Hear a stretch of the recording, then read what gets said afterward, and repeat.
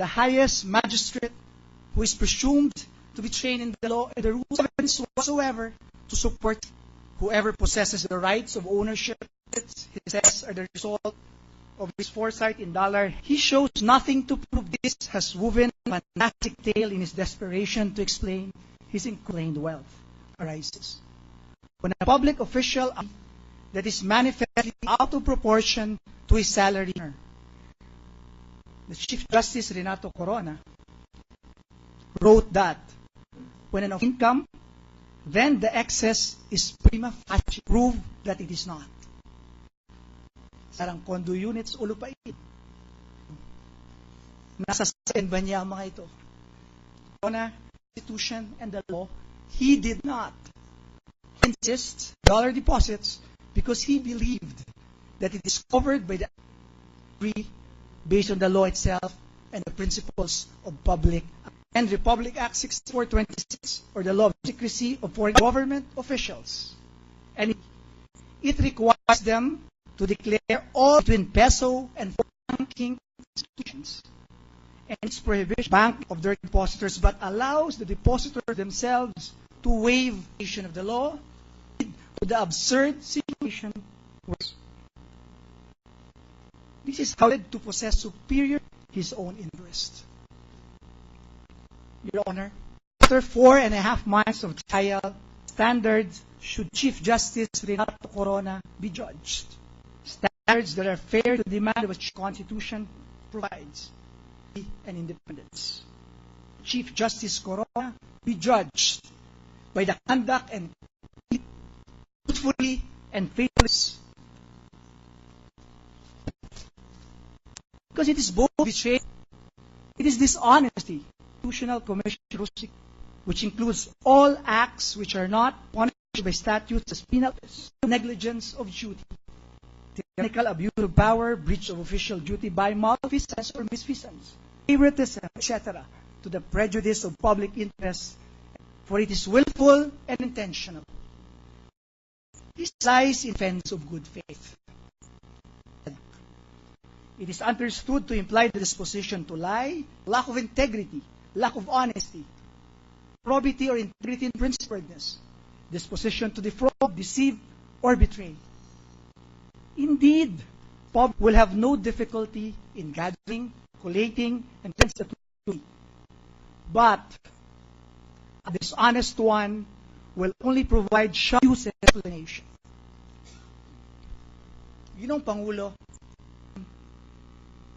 ng aming ebidensya sa tribunal ito, sana po nang si Delsa Flores, isang simpleng empleyado ng hudikatura, ay hindi nagdeklara sa store sa kansalin. Tinanggalan po siya ng trabaho. Although every office in government service is of public trust, exacts greater demand for moral righteousness and uprightness from an individual than the. Ladies and gentlemen of the Senate, we come now to proceedings. Is Chief Justice of the Supreme Court. Amin sa umpisa, pagkatao po ang ating pinag-uusapan dito. Can we trust a man who the people's will by lying under oath in his silent to conceal wealth? Can we trust a magistrate who was very much willing to receive these words from parties with pending cases before the Supreme Court? And can we use his position and abuse his power to commit grave in the name of greed? Ladies and gentlemen of the Senate, the House of Representatives, Justice, took the first step towards the fulfillment of our people's trust. We have done our part despite the odds. We know in our hearts that we have contributed. This impeachment is not so much about Renato, but it is more about setting aright that which is wrong. members of the Senate, the senator judges, to take the final step that we have lost. Let us end this right. Let us decide and greatness. Let us be this, Renato Corona. Thank you very much and good afternoon. Majority Floor Leader. Mr. President, I move that we recognize the counsel to present the arguments for the defense. It is the defense turn. Your Honor, please may we ask permission for Dean de Los Angeles as the speaker for...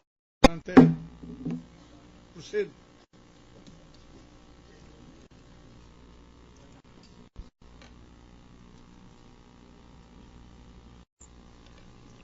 You, my countrymen,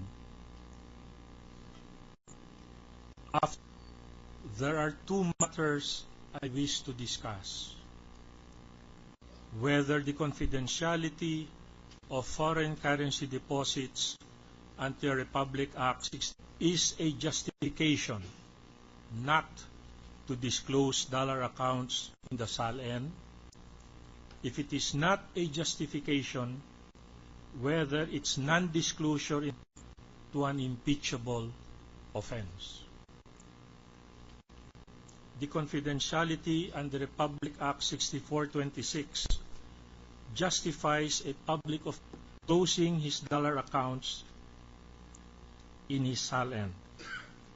RA 6426 provides that all without any qualification as to whether they are owned by a private are absolutely confidential except upon the written waiver of the depositor.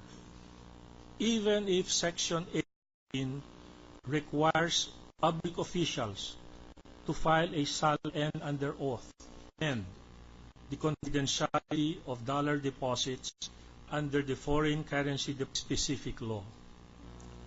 Besides, our Bill of Rights, a right to privacy and a right to, I posit that the right of access to the SALN of public or to information.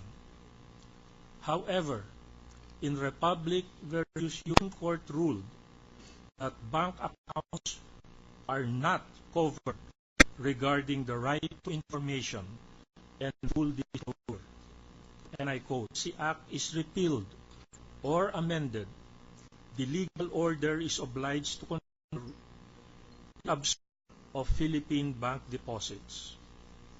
Any exception to the rule of absolute must be specifically legislated."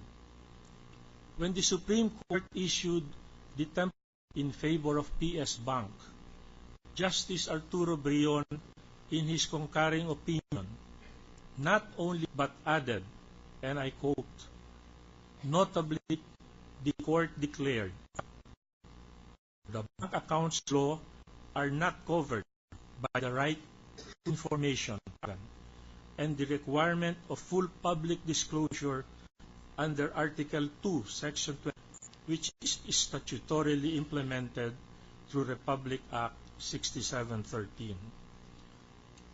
Republic Act 6713 did not repeal Republic Act 60.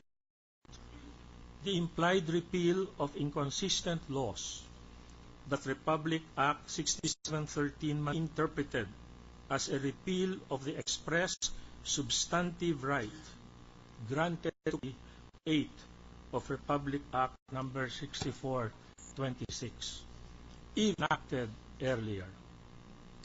Implied repeals are not favored. The presumption is adversity or repugnance, and accordingly, in BSB Group versus Go, the Supreme Court also ruled the confidentiality of bank deposits should be favored. The court said, and I doubts in upholding the absolutely confidential nature of bank deposits